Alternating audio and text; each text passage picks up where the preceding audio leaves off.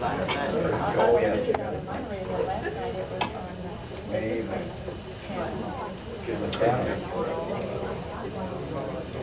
Good evening, everyone. Good If I evening. could have your attention, please. Yes. My name is Edward Meza. I'm director of the museums here in Port Isabel, and I'd like to welcome each and every one of you here tonight. We're so happy to see so many faces here tonight. We have a special guest, a friend of the museum, a good friend of mine, Rod Bates, is going to be presenting a talk about the early businesses in the valley and the tokens. And what we do here, we have this the last Thursday of each month, and we have a different speaker. And what we're doing, we're actually recording it so we can keep it in our archives. And this is our way of oral history. And tonight, what I do, I have to document the time. The time I have is 7:15. Correct me if I'm not. 7:09. 7:09. Okay, thank you. 7:09.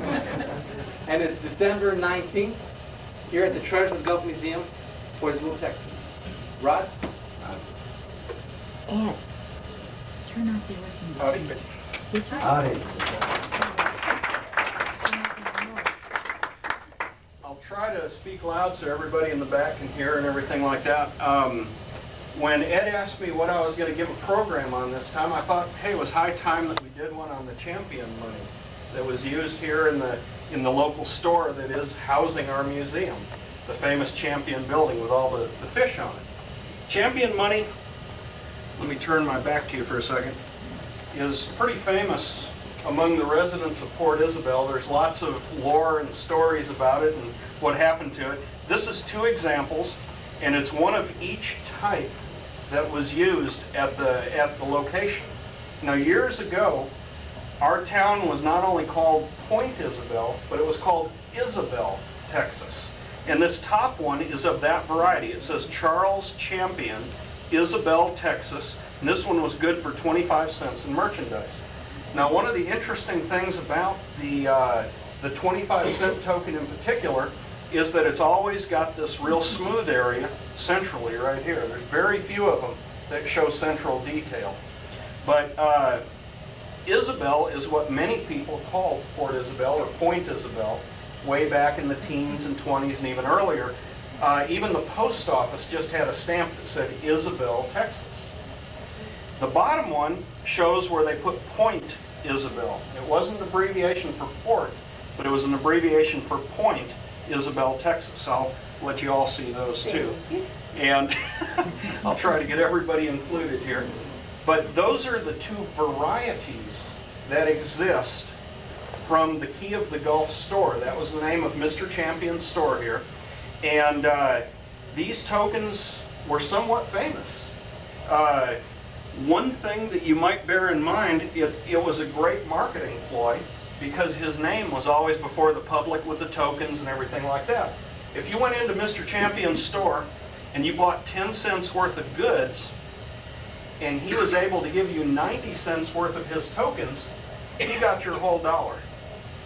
So it was a pretty good business move too. When you consider that these tokens, generally from the manufacturers, ran the merchant in the neighborhood of 2 cents each, you start seeing the benefits here. Now, these tokens were as small as 1 cent. The 1 cent piece from Champion's store is the rarest of the four denominations that are known. The four that I know of are 1 cent tokens, 5 cent tokens, 10 cent tokens, and 25 cent tokens. And the 1 cent is by far the rarest. The 10 cent is the most common or most plentiful. And the nickel and the quarter are about the same. They're scarce, but not hard to locate, really. Tokens are often misunderstood. There are a lot of people that don't even understand why tokens exist. And then also another thing to bear in mind is that there's many people here in Port Isabel especially that think Charles Champion had the original idea and they were the only tokens that were used. Well, tokens go back as far as ancient Greece. When you start the first coins of ancient Greece, they were basically tokens. What they were is the king, and it was the king of Lydia, the province of Lydia in ancient Greece. he decreed that a certain amount of gold or silver had a certain amount of value. A small dram, if you will, of silver had the value of 1 day's wage. All right? So up until this time, they were bartering and working for their food. So he decreed that 1 dram of silver had the value of 1 day's wage. And he also decreed that 1 dram of gold had the value of 15 days' wages. All right? Now, historically, little changed in that ratio. The reason for that was in the mineral-rich province, there was approximately 1/15 more. You'd find 15 times more silver than you would gold. All right? So he decreed that a dram of gold was 15 times rarer than a dram of silver, and that's where the idea came. All right? Now, even until the colonies of America, when we started minting our own coins here in the United States as a new free country, we set the ratio at 16 to 1. 1 silver dollar was worth it took 16 silver dollars to buy an equal size coin in gold. Now, the largest coin we made at that time was a $10 gold piece, but it took 16 silver dollars to buy an equal weight in gold. All right? Now, that ratio, only until the silver and gold boom of the late 70s and 80s, it stayed the same forever. And that's why when the Spanish got to the New World over here and they started introducing the concept of silver and gold money, because that didn't exist before. And we're talking, this affects us directly. This museum is dedicated to those first coins. The first coins in the New World were minted in 1536 in Mexico City. And they were silver, 1, 2, 3, and 4 real pieces. And we're very fortunate that here on the Texas coast, some of those wrecked on our shores. Now, there was no need for change in this area. The inhabitants of this area at that time, of course, were hunting and fishing, and they were gathering, and they were making their own living from nature. But the Spanish brought with them the European and Western concept of money. And it took quite a long time for the Spanish to introduce that concept to the local inhabitants, because they didn't understand the concept of being given that piece of silver and then taking it and dispersing it into smaller units elsewhere and turning it into the goods and stuff they wanted to. They didn't understand the concept of working at only one job and getting all your necessities by what you've earned at that one job. An Indian was good at everything. He had to be, or he wouldn't survive. But the Spanish started introducing it, and this is, now I've got one of the early series pieces that is the type that the Spanish first minted in the New World on display over here when everything's done. And then this is the next one. The reason I wanted you to see this piece right here is because this is a 1 real or a 1 bit. And see the crude odd shape? Well, this was just a unit of measure. You'll notice that the first coins were fairly well made. They were round, they were well struck, fully made, and everything like that. And when King Philip II came into power in 1556, he said, "Gentlemen, you guys have been producing some pretty coins over there in the New World," but he said, "You're not making them fast enough." He said, "From now on, all I want on those coins is my shield, and I want the mint mark, and I want the assayer's initial of the man who guarantees the purity of the silver. I don't care how good they look, because we're probably going to recoin them in the New World anyway." He said, "I just want lots of them." So that was the decree that went out as of Philip II. They started making what was called the macupina, or cob coinage. And what it was, the silver ingots that the Spanish made, and you can see those on display here in the museum, they were odd shaped. They were like a tube of metal. And so what the coiner would do after the assayer has guaranteed the purity, and you'll see all that information is on this coin. This one is from Philip V. It's from 1700 to 1733. And you can tell that because here's his escudo right here.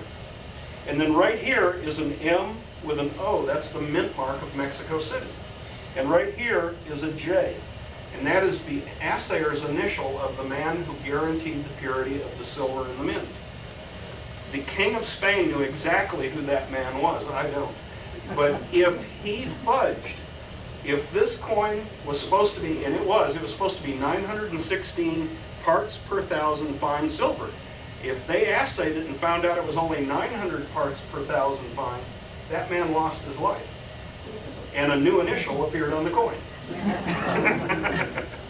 All right. It also shows the Union of Spain that formed the powerful Spanish Armada and basically conquered the New World.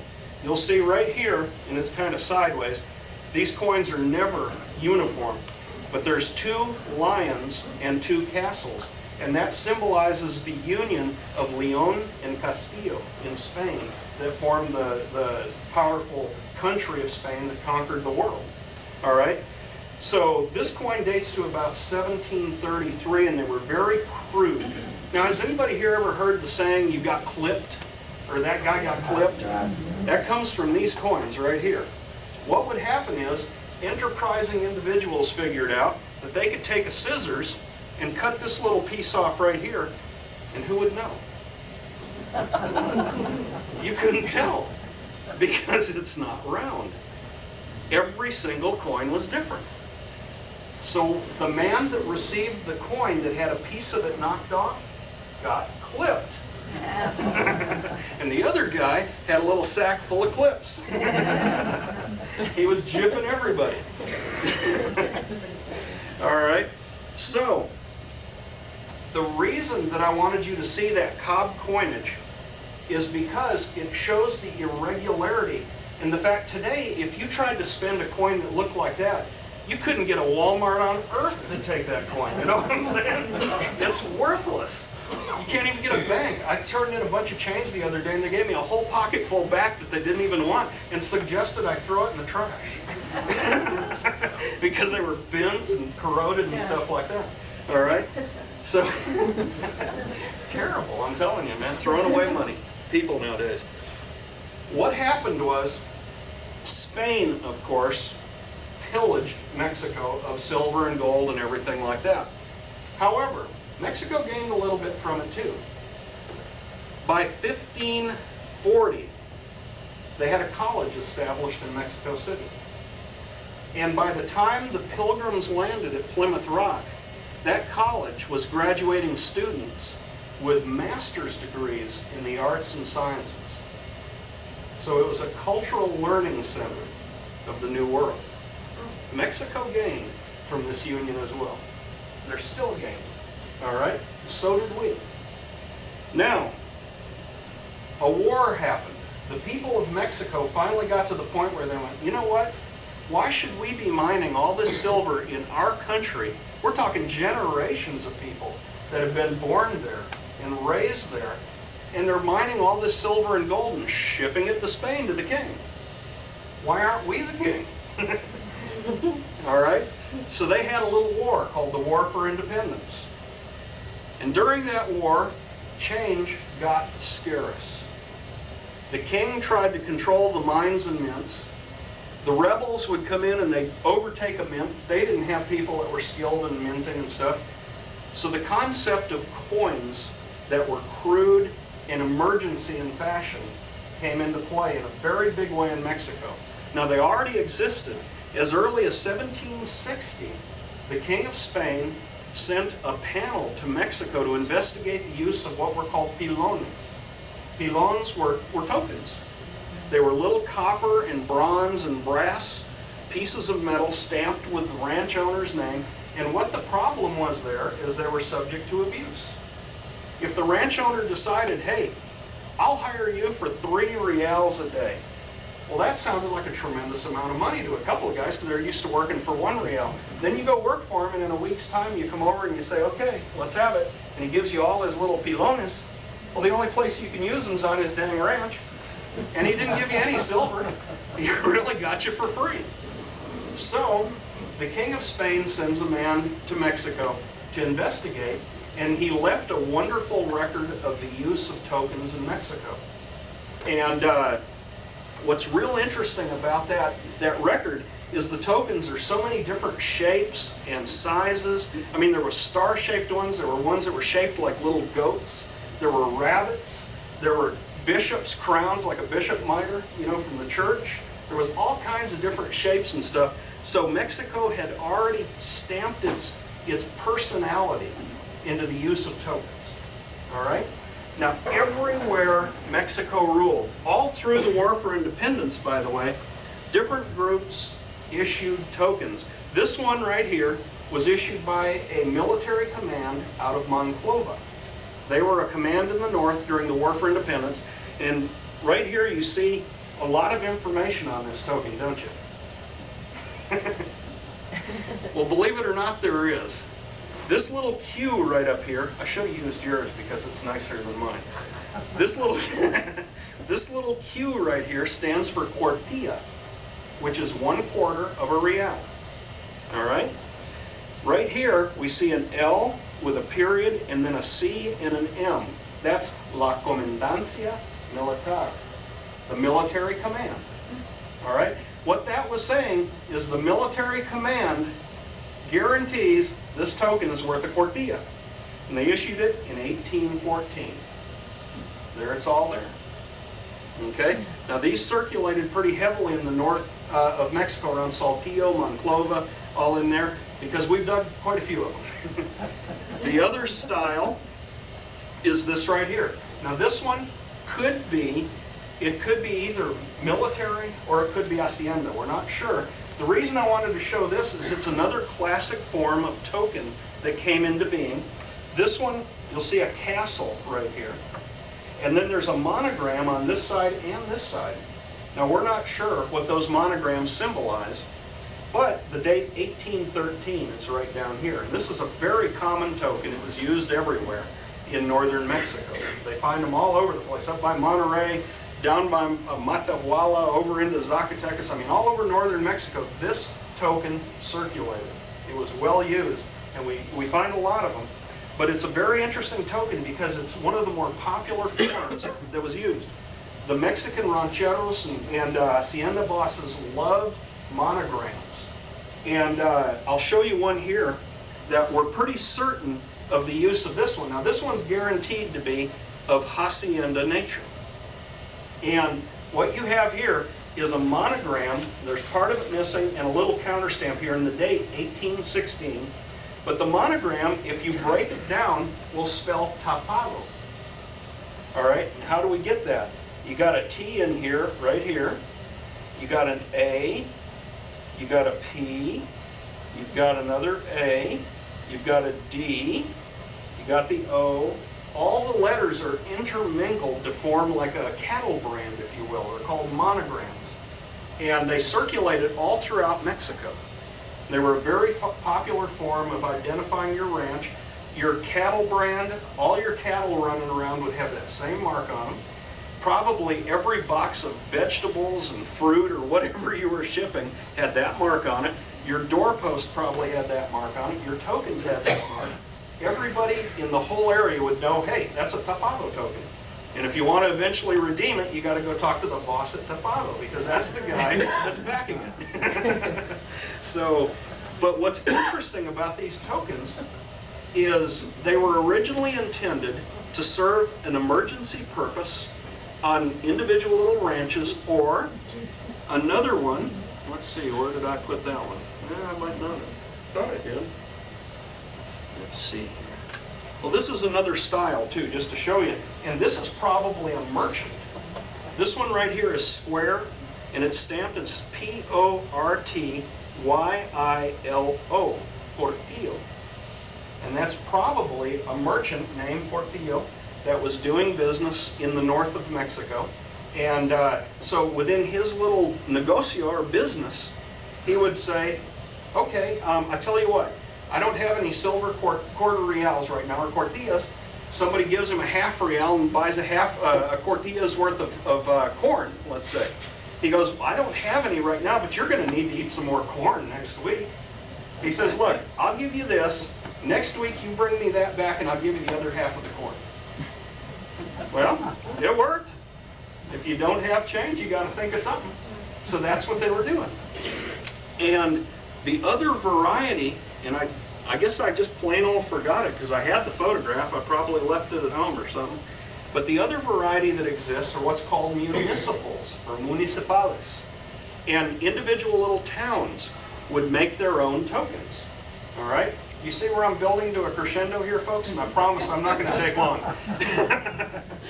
Okay, so they would issue a token, and the ayuntamiento, or what was called the municipal authority, it'd be like our mayor and city council, would guarantee the token.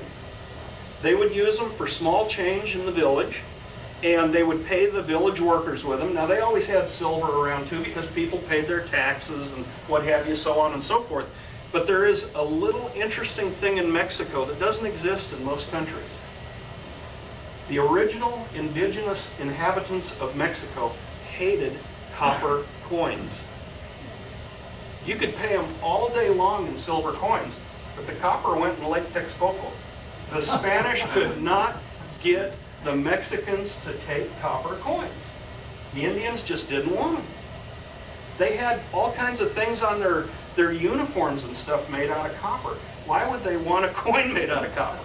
Give me silver. The king likes silver. I'll take silver. You know what's good enough for the king is good enough for me, and you can't blame him, huh? So, the mints just wouldn't produce copper coins. Every time they made patterns for these little copper coins, the people just rejected them, wouldn't use them. They wound up landing in piles in the national vaults, and so they just quit making them. As far back as 1537, the Mexico City Mint started making little copper coins. They were called maravides. And they made these little 2 and 4 maravides coins. Nobody would use them. They started shipping them to Spain. The king said, you know what, guys? You're taking up too much room on these boats with copper coins. I got copper over here. I want silver and gold. So nobody's using these things. Well, it came down to the private individuals, like this man right here, who was the largest hacienda owner in northern Mexico. You'll see right here, there's the name Juan, and there's NEP abbreviated, which is Nepomuceno, and then Sanchez. All right? He owned the largest concern of haciendas in all of northern Mexico. It fell to him to make small change. So why not put your name on it? Advertise, right? You're saying, hey, I'm backing this coin. And a lot of these guys that did this were upfront about it and honest. They said, hey, this coin, I'm going to deem it to be worth an octavo, which is 1/8 of a real. And they held that value. All right? This man's very interesting because in all his numerous haciendas, and we have a theory, these all have little counter stamps on the back of them with different monograms. And we think there's a different monogram for every hacienda. Every single little ranch he owned had a different monogram on the back of it. So that's a pretty interesting thing. Where was his at, Ron? He was all over northern Mexico. He had by Monclova, Saltillo, Parras, he was everywhere. So, at any rate, these tokens were basically out of emergency and necessity because there were no small change, and they developed into a very neat way to get your name out there, to get notoriety. I mean, the more of these tokens you could get people to circulate around Mexico, the bigger your name was, huh? Mm-hmm. Your name's even on the money. Me and the king, man. That's what he's saying. All right? Now, in the United States, we had the same thing going. We had token people making all kinds of tokens. We had tokens that advertised guys that made tokens. I'm not kidding. Tokens were used for a lot of things. The American Civil War is famous for its tokens, and this is the style of things that were used during the Civil War, and of course that affected us heavily here. This one right here is what's called a patriotic type. And it shows Army and Navy, and it has the slogan, the Federal Union must and shall be preserved.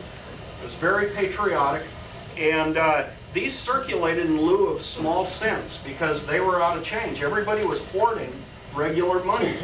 So people needed to make change and do business. There was tremendous business going on in the Civil War. They made tokens. All right? This is what's called a store card. And this is where we're getting even closer to our central point. They used the front or obverse of an Indian head penny, basically, which would be highly illegal to do today. But in the Civil War, they needed money.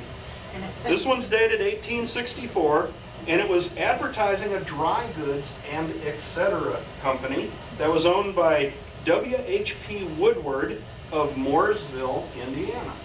All right? So he circulated his business card out there, and if you brought that back in, he gave you the credit for a penny by using it. All right? Now this next piece is real unusual, and it's a locally used one. This token circulated right here. This one was payable in goods, 10 cents. It had a 10-cent value, and it was issued by J.W. LaForce, and he was sutler of the 1st Missouri, which was a light artillery unit. Now this one's real unusual because it's square. It's the only Civil War sutler token that is square that's known. And it's unusual for many reasons. Now I will have all this stuff up here to look at when I'm done. I'm not going to take long, all right? But at any rate, this one actually circulated right here in this very area. The 1st Missouri was stationed on Brazos Island, but they came over here and shopped and visited the saloons that existed here and everything else. So I guarantee you, this money circulated right here in Port Isabel. And so this is the earliest known token that I know of from Port Isabel, right here. All right? Now, by the 1890s, what was happening was people were issuing these tokens. They became so popular in the war because of the lack of small money and stuff like that. Merchants could use them for advertising and what have you. Tokens became very fashionable. There are tokens known from virtually every town in Texas. I have a buddy right now that has over 800 different towns on tokens. 800. I mean, that is an incredible collection. All right? From the Valley alone, you just take the number of towns that issue tokens. Brownsville alone, I know of about 100 different businesses that issue tokens in Brownsville. So you can have massive token collections. I mean, it's huge. All right? Now these from Champion are very interesting for several reasons. They show us the basic trade and what have you roots. Now these tokens are typical of the type that was made between 1900 and 1920. All right? Now, I don't know if most of you know this, but I'm just going to tell you something right now that you might not believe, but it's true. In 1900, it was easier to go to New Orleans than it was to San Antonio. That's no fooling. You could get on a steamship on the docks in Port Isabel and have a comfortable, if the hurricanes allowed, or the northers, comfortable ride to New Orleans on that steamship and be there in about 4 days. Or you could get on your horse or wagon, fight your way through the cactus, rattlesnakes, bandits, prickly pears, and everything else, over the deep sand in the King Ranch and through the thicket and all this kind of stuff, and be in San Antonio in about 10 days. Most people chose New Orleans. This token was made circa 1900 to 1920 in New Orleans. And the reason we know that is because the dies turned up. Some of the reverse dies for this token turned up in a collection in New Orleans about 15 years ago. And a man that I know owns them. So that's kind of neat, isn't it? It proves our connection with New Orleans. And a lot of people don't realize, like the newspapers here during the Civil War were printed in English, Spanish, and French. Because they went to New Orleans and all the people that spoke nothing but French in Louisiana would read news about this area. Another type of token, I just wanted to show you one more type of token that was circulated here, and to give you an idea of these tokens not only being worth money, but they had other purposes as well. This one is from Del Mar, which is a ghost town on Boca Chica Beach. And it was issued by the Boca Chica Beach Incorporated, and this is what was called a guest check. All right? Now in the 1920s, if you wanted to go to a beautiful resort that was on the shores of the Gulf of Mexico and bathe and have a hotel room and a nice meal and maybe a fishing guide, That wasn't the place to do it. Boca Chica was. There was nothing out here, but Boca Chica had a town on it that catered to your needs. This check right here was good for just about anything you wanted to do in their establishment. That number right there, number 211, was your number. You'd go up and say, oh, let me see, I'll have the fish and a beer. Hand them your little check, your guest check. They'd go back to their ledger and write it down, and then they'd give you the guest check back. And then later that night you'd go, you know what, I need clean linens and a hot bath in my room, and you'd set the guest check down. And then 4 days later when you were ready to go home, you'd hand the guest